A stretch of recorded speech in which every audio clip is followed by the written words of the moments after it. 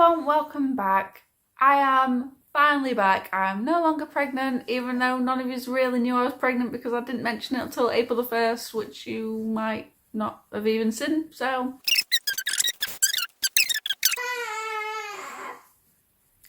I would like to introduce my 8-week-old daughter, Saskia! Oh, you're a cutie, aren't you? So this is Saskia Rose. She was born on the 15th of April 2019. She weighed 8 pounds exactly, and unfortunately I had to have an emergency C-section. Yeah. So when it came to C-section, I was induced. From the moment I was induced and having contractions, I was in labour for 62 hours. Then after 24 hours of having the pessary, I had the gel tablet thing. That really didn't do anything. But I got to 2 or 3 centimetres dilated and they broke my waters for me. That's when the fun began. I feel like I dealt with it quite well. It wasn't what I was expecting contractions and everything to be a lot worse, and to be fair, when my waters broke they did get quite a bit worse, but I could have coped without an epidural. But I'll tell you why I got the epidural. I've heard so many stories of people going in labour and leaving it too late to have the epidural, and I did not want that to happen. I definitely knew I wanted the epidural, and rather than miss out on it, I thought I needed to get it as soon as. So when they broke my waters, it was like a waterfall. Like, it was like non-stop. I found it hilarious, and they didn't even give me any drugs at this point. I was just, wow, so much. It was quite horrible, to be fair, but it was a really, really weird sensation. So I didn't want to be in the bed while my waters were still coming out, so I sat on the ball. They put like, I don't know, it's exactly what a puppy training pad is. They put a puppy training pad underneath the ball and on the ball, and I just sat on the ball. And then they started me off with the drip. So I had the gel, I had the pessary, I had the gel, and the next stage was the drip. So they put me on the drip, and that was, oh, I hated it. That was like one of the worst parts for me, is not necessarily needles. I don't mind injections or anything like that. It's when something's physically being, oh, I don't like it. So they put the thing into my hand, and I had the gas and air at this point. I was like, wow. If you get offered gas and air, take it, just for the experience. Why not? It's brilliant. So they put the drip in, and that's when things got a bit hell. Because they were very, like, they kept putting it up higher and higher, and I could feel the contractions really then. I mean, this is like force. This is like making my cervix. They kept ramping it up more and more, and I can't. Ooh. It weren't great. Bearable. Not great. I'd do it again, but not voluntarily. But then I had the epidural. Amazing also, because you can still feel your legs. Like, I weren't completely numb. I kept asking for top-ups like every hour. I could sleep. I could see that I was having a contraction, but not necessarily feel it. So everything was good. I would have been able to, I can cope but still push. 8 hours go by. So many people coming in and out of the room. Hi, how are you? Checking, shoving things up there, like looking up. They're like, oh my gosh, see how much hair she has. So all the midwives are like looking around, and the trainees like, can I have a look? And I'm like, why not? Honestly, any dignity I had, it all just goes out the window. You don't care. So yeah, 12 hours go by, and I'm still 2-3 centimetres. This is after like 62 hours, and I finally said, you need a C-section. I mean, I knew I mean, I knew they were talking about me needing a C-section before they said you need a C-section. So I knew it could have been a possibility. But I didn't think it would be, to be honest. I thought, you know, it's going quite well. They've got this IV pumping stuff into me, opening up my cervix. So I'm dilating. I thought everything was going as planned, but apparently not. So they put me in a gown, told me to take out my piercings, which I did, but I couldn't. Which one was it? I couldn't take this one out. I couldn't take this snake bite out, the slip piercing. It just wouldn't come out. So they just shoved the plaster over it. I'm sure I'll probably insert pictures either here or here. So yeah, I didn't look that great, to be fair. But I was still happy. So when I was in this gown and had these weird looking socks on, stockings, they call them, I got an hour's sleep, and then they all came in again, had a look. They even took some scrapings off baby's head to make sure she wasn't stressing out, but her heart kept dipping, bless her. So that was another factor into I probably needed an emergency C-section if she wasn't coming along soon. But it was finally daylight outside, I know that, and they said, look, you need a C-section. We need a C-section. I was like, that is the part where I started crying. I was freaking out.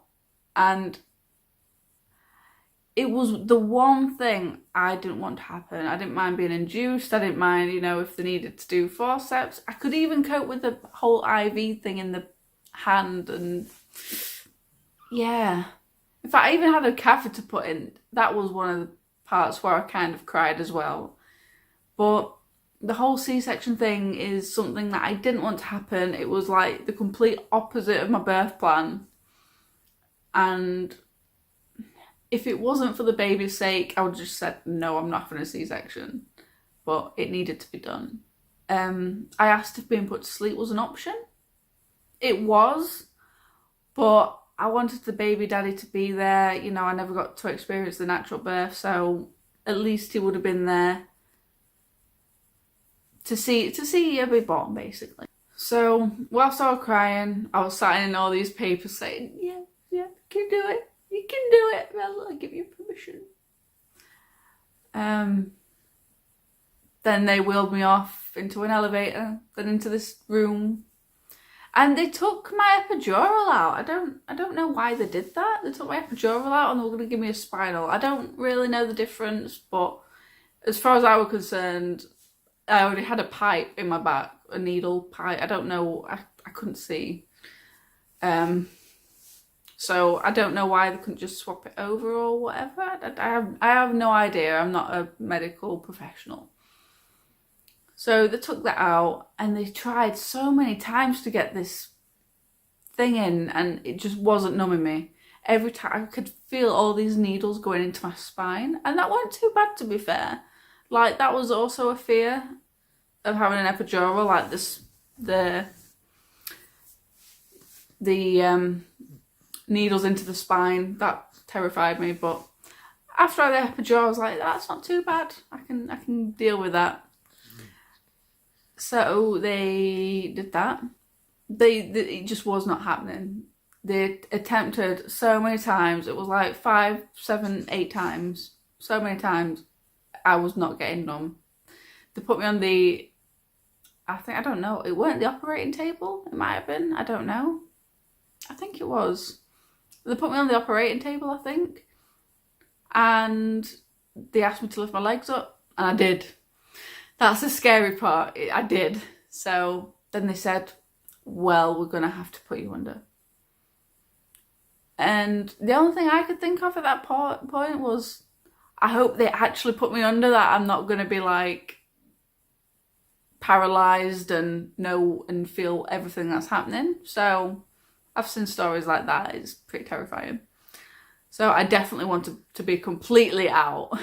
And that's one thing I asked. And the other thing that I was thinking about was baby daddy waiting to come in. I told them to tell him, like, you know, everything's okay or whatever. And I'll tell you what they said to him afterwards. But they put me under. They told me to talk to whoever was putting this mask over my face, knocking me out. And as I was talking, I just closed my eyes and that was it. Gone. Completely dead to the world. It didn't feel like long at all. I woke up and I felt like I just blinked. That's how fast it felt. They put me under. I felt like I blinked and I felt like I opened my eyes. I didn't even know it was done. I said, "Have you done it yet?" And they're like, "Yeah." Bearing in mind I'm completely out of it, I'm just like... And so that was the first thing I said, "Is it done?" And they're like, yeah. I just remembered seeing these two midwives like across. I don't even know where I think they moved. I don't know where I was. And I was in a bed. Bloody hell, I was in a bed. How did they... I just wonder what was happening throughout all this time. Like, how they moved me. They could have done anything. They could have whacked me with... They could have done anything. Didn't know. So yeah, I was in a bed. And I woke up, asked if it had been done yet. Yes, it had. I said, and the next thing I said was, "Is she beautiful?" And then I heard Saskia's dad say, "Oh, she's gorgeous." And I think they were weighing her at the time. I weren't really with it. But then they put her on... They put her like this on me. Oh, are you asleep? Oh, sorry. So they put her by my side, but kind of on me. And they wheeled me down to where I'd spend the night with her.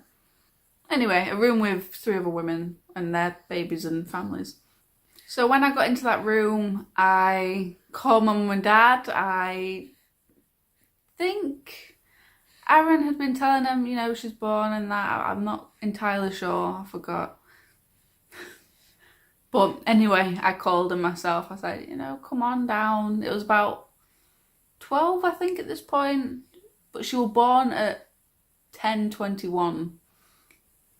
And it was like 11:30, 12 when I finally got to hold her. So it'd been a while. I must have been out a while. So I didn't see her for like the first hour of her life, I don't think.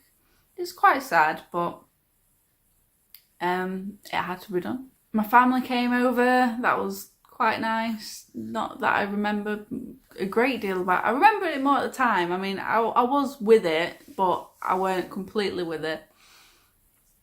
So it is very, very quite a foggy memory. I couldn't really do much. I was walking. I did get out of bed. I did have a catheter in. Like I was. They are really weird. Like I was peeing, but you don't know that you're peeing.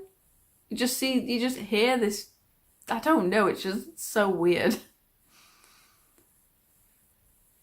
So that was quite interesting. And when that got taken out, I didn't have anything to numb it. When it got put in, I was numb. So when it got taken out, I wasn't. I was just on paracetamol, ibuprofen. I had an oxygen mask as well. So yeah, taking it out weren't too great. But yeah, I got out of bed. I've changed a nappy. I tried going to the toilet. That took a few attempts. I think that was mostly because I was scared. I was scared of like pushing, but also the catheter didn't help. So having that taken out and not weeing normally again, it's a bit weird. I was also sick before I had the baby as well when I had the epidural. They told me not to have anything sugary to drink, but that was after I just had something sugary to drink, but I think I threw it all back up. So I did go to the toilet a few times. I was walking like a crab. I was walking really, really slowly. I can't even remember how the night went. I think I got some sleep. I really cannot remember. I must have got some sleep because I weren't overly tired. Aaron was with me like every day, other than one night where I did tell him to go home and get some proper rest. He was with me every night, and I think that was like 4 nights. So he was an absolute trooper throughout it all. It was brilliant. I definitely needed him there. I full on took advantage of their showers and baths. Every time, I must have had about 10 showers and baths while I was there. Every time I came out, they had to mop up everywhere because I just flooded the place out with the condensation. I just have such hot baths and showers. I probably shouldn't have done because I was still pregnant, but you know, time for it to come out. So yes, on the 15th of April at 10:21 AM, Saskia Rosewood was born. Her due date was the 10th of April. My due date for it was the 1st of April. And she obviously came on the 15th. When she was born, her toes were crossed over, and they still are crossed over, and they always bend. They bend really far back, and I've been told if that continues or she has any problems with walking, then to inform the doctors. And yeah, she still has a heart murmur at 8 weeks, and she has a tongue tie. So if that is a problem, that also needs fixing. Other than that, no birthmarks, no other issues other than them things. One other thing I didn't get told until hours, if not days afterwards. I got an idea of what had happened because I was told briefly, but her heart had stopped and they had to resuscitate her. What did happen that only got briefly mentioned to me was they didn't cut me open enough. So she did get stuck on the way out. And then when she was out, she wasn't alive. She needed resuscitating. Her heart weren't, yeah, so she needed resuscitating. And no one really told me. No, none of the midwives or doctors came and told me that. I heard it from Aaron. He was the one that had to tell me. So yeah, that's quite worrying to think that I wasn't told that, and that was quite crucial, like important. I feel like that is something important that I need to know. And they just assumed that Aaron would tell me, which obviously is going to, but I think a midwife or doctor should have told me. But all has been absolutely amazing. She's an amazing child, she is.